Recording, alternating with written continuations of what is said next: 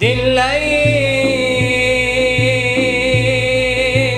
ey aşıklar,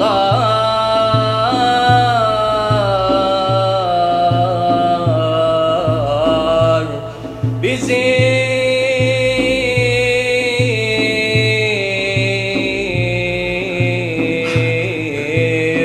şefaatçımıza Hazreti Muhammed derler. Kara yüzleri secdeye sürerler.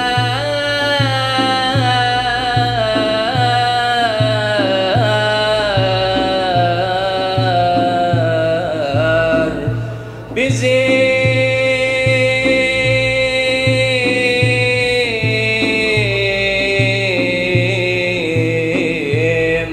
şefaatçımıza Hazreti Muhammed derler. Hasan'la Hüseyin'in iki körpe kuzular, Hasan'la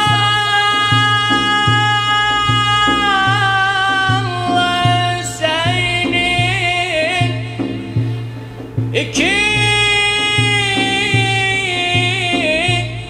körpe kuzular, bizim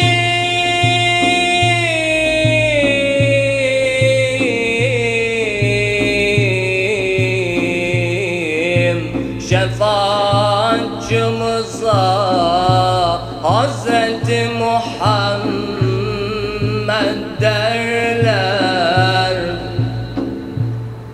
Medine'dedir onun türbesi, kudretten nakşolmuş onun kubbesi, bizim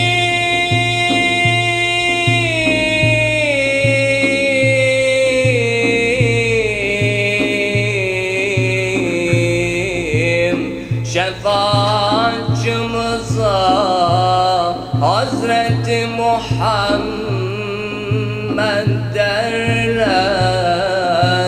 Meded ya